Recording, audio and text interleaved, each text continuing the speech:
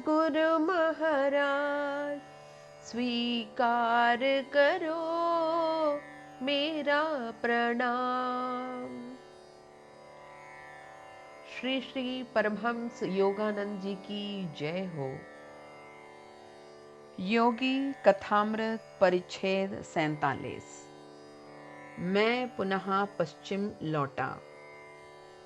मैंने भारतवर्ष तथा अमेरिका में योग के संबंध में अनेक उपदेश दिए हैं, किंतु एक हिंदू के रूप में मुझे यह स्वीकार करने में जरा भी संकोच नहीं है कि अंग्रेज विद्यार्थियों के क्लास चलाने में मुझे अपूर्व आनंद होता है। लंदन के मेरे क्लास के सदस्य मेरी उक्त बात सुनकर सराहना के स्वर में दिल खोलकर हंसने लगे। कोई भी राजनीतिक खलबली हमारी योग शांति में विघ्न डालने में समर्थ नहीं थी। अब भारत मेरे लिए एक पुण्य स्मृति मात्र बनकर रह गया है। यह 1936 का सितंबर मास है। 16 महीने पूर्व मैंने लंदन में पुनः व्याख्यान देने की प्रतिज्ञा की थी। मैं अपने वचन का पालन करने के लिए इंग्लैंड आ गया था। इंग्लैंड भी योग के अमर संदेश को ग्रहण करने के लिए उत्सुक है। ग्रासवेनोर हाउस में मेरे निवास स्थान पर संवाददाताओं तथा फोटोग्राफरों आदि की भीड़ लग गई। वर्ल्ड फेलोशिप ऑफ फेथ की ब्रिटिश नेशनल काउंसिल ने 29 सितंबर को व्हाइटफील्ड कांग्रेस नेशनल चर्च में एक सभा का आयोजन किया, जिसमें मैंने एक गुरुतर शिष्य पर भाषण दिया। विषय था बंधुत्व की भावना में विश्वास से सभ्यता की रक्षा किस प्रकार हो सकती है। कैक्सटन हॉल में रात के 8 बजे के मेरे भाषणों में इतना अधिक लोक समागम हुआ था कि 2 रातों के अतिरिक्त भारी संख्या में श्रोता गण मेरा दूसरा व्याख्यान सुनने के लिए विंडसर हाउस के सभागार में 9:30 बजे तक प्रतीक्षा करते रहे। आगामी सप्ताहों में तो योग के वर्गों ने इतना बड़ा रूप धारण कर लिया कि श्री राइट को अन्य बड़े हॉल की व्यवस्था करनी पड़ी। आध्यात्मिक क्षेत्र में भी अंग्रेजों की प्रशंसनीय दृढ़ता का परिचय मिला। लंदन के योग छात्रों ने मेरे प्रस्थान के बाद निष्ठा के साथ अपने बीच एक सेल्फ रियलाइजेशन फेलोशिप केंद्र का गठन किया और युद्ध के भीषण वर्षों में भी वे नियमित रूप से साप्ताहिक ध्यान सभाओं का आयोजन करते रहे। इंग्लैंड में मेरा प्रवास काल अविस्मरणीय है। पहले तो लंदन शहर का दृश्यावलोकन किया गया और तत्पश्चात सुंदर ग्राम्यांचल का परिभ्रमण। श्री राइट ने और मैंने अपनी विश्वस्त फोर्ड गाड़ी से घूम घूम कर महान कवियों और ब्रिटिश इतिहास में वर्णित वीरों के जन्म स्थानों एवं उनकी समाधियों को देखा। हमारे छोटे दल ने अक्टूबर के अंत में साउथहैम्पटन नामक बंदरगाह पर ब्रेमन नामक जहाज से अमेरिका के लिए प्रस्थान किया। न्यूयॉर्क बंदरगाह में स्वतंत्रता की विराट प्रतिमा देखकर आनंद के भावावेग से हमारे कंठ रुद्ध हो गए। हमारी फोर्ड गाड़ी यद्यपि प्राचीन प्राच्य भूमि के दुर्गम मार्गों पर चलने के कारण किंचित विवर्ण और क्षतिग्रस्त हो गई थी, तथापि वह अभी भी समर्थ थी। हमने न्यूयॉर्क से उसी पर सवार होकर कैलिफोर्निया तक की अंतर्देशीय यात्रा पूरी की। 1936 के अंत में हम अपने केंद्र माउंट वॉशिंगटन पहुंच गए। प्रतिवर्ष लॉस एंजल्स केंद्र में बड़े दिन का उत्सव मनाया जाता है।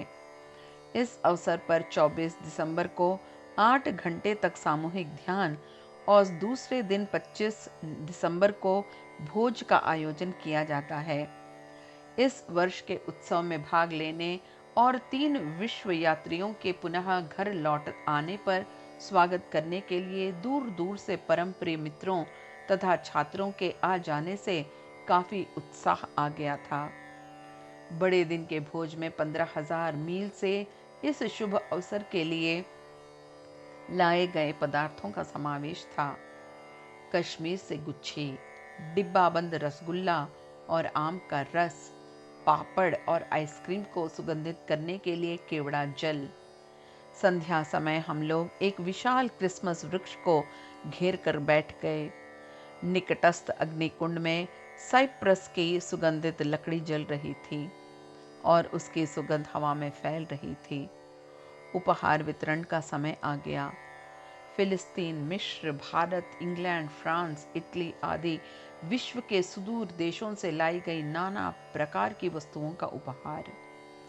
हर विदेशी जंक्शन पर श्री राइट ने ट्रंकों को यत्न के साथ गिन गिन कर संभालने में कितना परिश्रम किया था, ताकि अमेरिका के प्रति आत्मीय जनों के लिए खरीदी गई सौगात में किसी अन्य के हाथ न लग जाएं। पुण्यभूमि फिलिस्तीन के पवित्र जैतून वृक्ष का धातु चित्र, बेल्जियम और हॉलैंड के सूक्ष्म कारीगरी युक्त गोटे और जरी के वस्त्र, ईरान के गलीचे, बारीक बुनावट वाले कश्मीरी शॉल, मैसूर से सतत सुगंध वाली चंदन की तश्तरियां, मध्य प्रांत के शिव के नंदी की आंख के नाम से परिचित कीमती पत्थर, दीर्घ काल पूर्व लुप्त भारतीय राजवंशों के सिक्के, रत्न खचित फूलदानियां और प्यालियां, सूक्ष्म चित्र, दीवार के चटकीले पर्दे और धूप, अगरबत्ती, अगरू, चंदन आदि, स्वदेशी छींट, लाख के काम की वस्तुएं, मैसूर से हाथी दांत की नक्काशी वाली वस्तुएं, ईरान से लंबी नोक वाली जूतियां, प्राचीन सचित्र पांडुलिपियां, मखमल, कमरबाब, गांधी टोपियां, मिट्टी के बर्तन, पटिया, पीतल के बर्तन, प्रार्थना करने के लिए ऊनी आसन, 3 महाद्वीपों से संचित निधि। पेड़ के नीचे सुंदर ढंग से बंधी गठरियों की एक विशाल ढेरी में से मैंने एक एक करके गठरियां वितरित की। भागिनी ज्ञान माता, उस मधुर आकृति वाली तथा साधना पथ में अत्यधिक अग्रसर संत स्वभाव अमेरिकन महिला को, जो मेरी अनुपस्थिति में माउंट वॉशिंगटन की संचालक थीं, मैंने एक लंबा डिब्बा अर्पित किया। उन्होंने उस डिब्बे में से महीन कागज में लिपटी हुई मनोहरी रेशमी साड़ी निकाली। गुरुदेव, बहुत बहुत धन्यवाद। यह मेरी दृष्टि के सम्मुख भारत का प्रदर्शन उपस्थित करती है। श्री डिक्सन, इस दूसरे पैकेट में रखा उपहार मैंने कलकत्ता में खरीदा था। उस समय मैंने सोचा था कि श्री डिक्सन को यह बहुत पसंद आएगा। मेरे एक प्रिय शिष्य श्री ई डिक्सन 1925 में माउंट वॉशिंगटन केंद्र की स्थापना के बाद वे बड़े दिन के प्रत्येक उत्सव में उपस्थित रहते थे। इस 11वें उत्सव के समय वे मेरे सामने खड़े उस चौकोर बॉक्स के फीते खोलने लगे। चांदी का गिलास, अपने संवेगों को थामते हुए उन्होंने मेरे उस उपहार को, जो पानी पीने का एक लंबा गिलास था, एकटक देखा। वे कुछ दूरी पर जा बैठे। वे स्पष्ट रूप से विस्मय विमुग्ध थे। सांता क्लॉज का कर्तव्य पुनः प्रारंभ करने से पूर्व उनकी ओर स्नेह भरी दृष्टि से देखते हुए मैं मुस्कुरा उठा। सर्वदानों के दाता भगवान की प्रार्थना के साथ कलरव मुखरित सांध्य उत्सव समाप्त हुआ। तत्पश्चात क्रिसमस के आनंद गीतों का सामूहिक गान चलता रहा। कुछ समय बाद श्री डिक्सन और मैं दोनों बातें कर रहे थे। गुरुजी, चांदी के ग्लास के लिए आप मेरा हार्दिक धन्यवाद स्वीकार करें। उस बड़े दिन की रात में आपको धन्यवाद देने के लिए मुझे शब्द नहीं मिल पाए थे। मैं तुम्हारे लिए विशेष रूप से वह उपहार लाया था। 43 वर्ष तक मैं उस रजत पात्र के लिए प्रतीक्षा करता रहा हूँ। यह एक लंबी कहानी है, ऐसी कहानी जिसे मैंने कभी किसी को नहीं बताया। श्री डिक्सन मेरी ओर सलज भाव से देख रहे थे। उन्होंने कहा, आरंभ नाटकीय था। मैं पानी में डूब रहा था। नेब्रास्का नामक छोटे से शहर में मेरे बड़े भाई ने मुझे खेल खेल में 15 फुट गहरे तालाब में ढकेल दिया था। उस समय मैं केवल 5 वर्ष का था। मैं दोबारा पानी के नीचे डुबकी खाने ही वाला था कि हठात एक बहुरंगी तीव्र प्रकाश प्रकट हो गया। सारा स्थान उससे भर गया।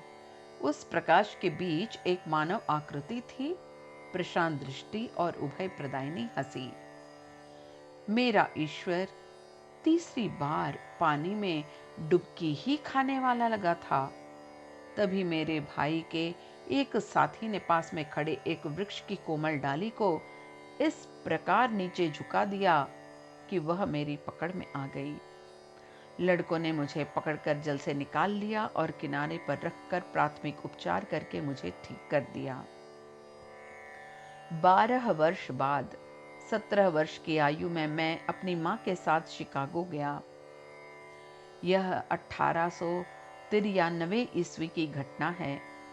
उस समय विश्व धर्म संसद का महान अधिवेशन चल रहा था। मां के साथ मैं सड़क पर पैदल ही जा रहा था कि मुझे पुनः उसी प्रकार का प्रकाश दिखाई पड़ा। कुछ ही कदम दूर वही व्यक्ति आराम से टहलता दिखाई पड़ा, जिसका मैंने वर्षों पहले डूबते समय दर्शन किया था। वह व्यक्ति विशाल सभागृह के पास पहुंचते ही उसके दरवाजे में घुसकर अदृश्य हो गया। मैं चीख उठा, मां, यह वही व्यक्ति है जिसका मैंने पानी में डूबते समय दर्शन किया था।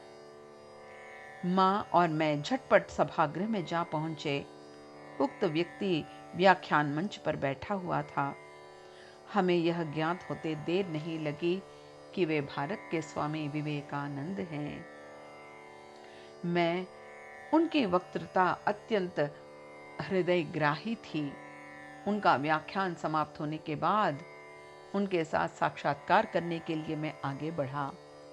उन्होंने मुझे देखकर इस तरह मधुर हास्य किया मानो हम दोनों पुराने मित्र हों।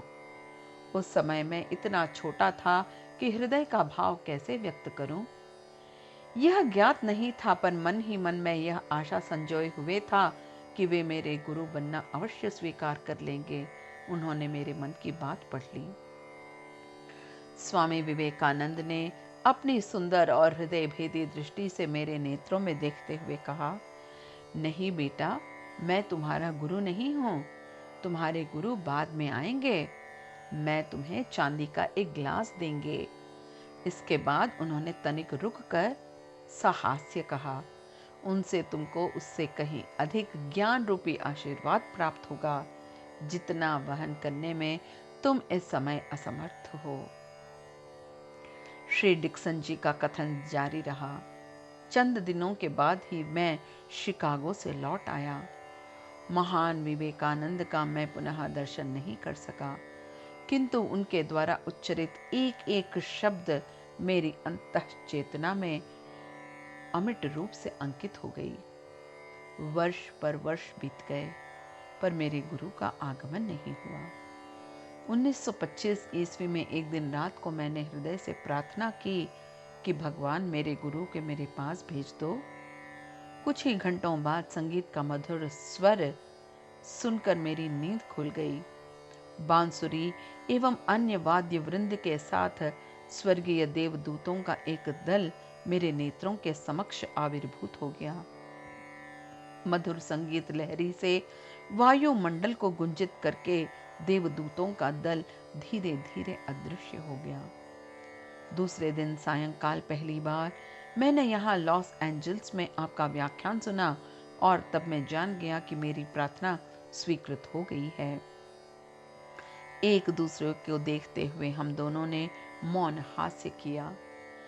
श्री डिक्सन ने कहा कि गत 11 वर्षों में मैं आपका क्रिया योग का शिष्य हूँ। कभी कभी चांदी के ग्लास की बात सोच सोच कर मुझे आश्चर्य भी होता था।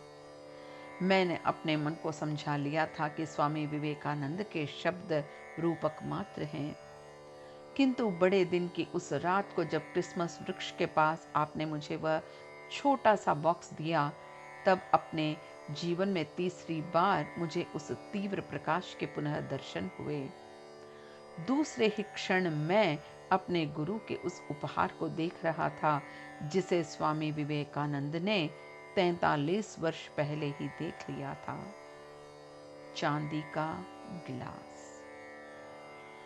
इति परिच्छेद 47 समाप्त।